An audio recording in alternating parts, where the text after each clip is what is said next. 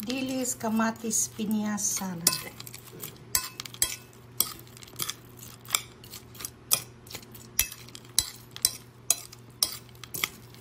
Sudakan pa natin ang ating lemon juice.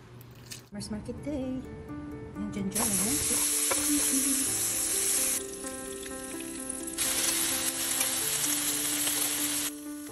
Ang ating sarap na breakfast.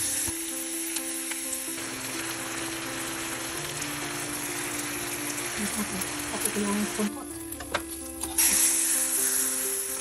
Ito yung ating squid. Dalamay.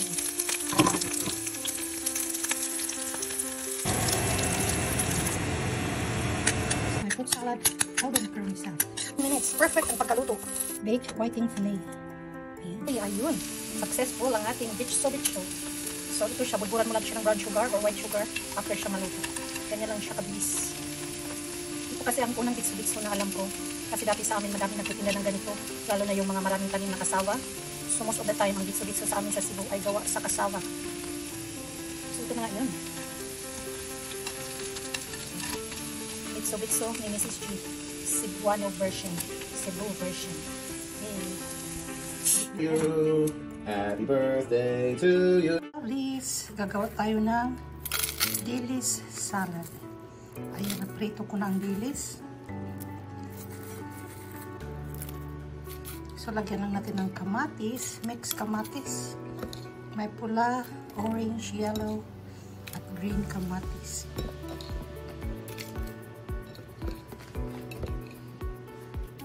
Ayan.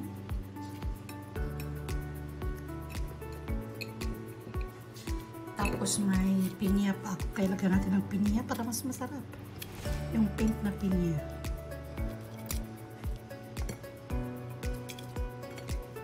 Kakaibang kakaibang mixture. Kakaibang dilis salad. And then lagyan lang natin ng konting lemon juice. Oh my goodness. Ang bango ng lemon talaga.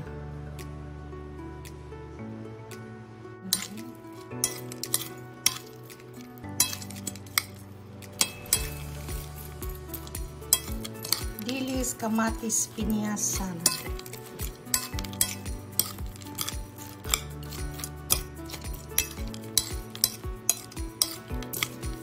Sudakan pa natin ang ating lemon juice.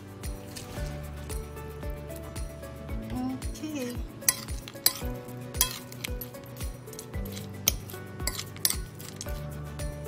Man natin, ako lang na makakain ito.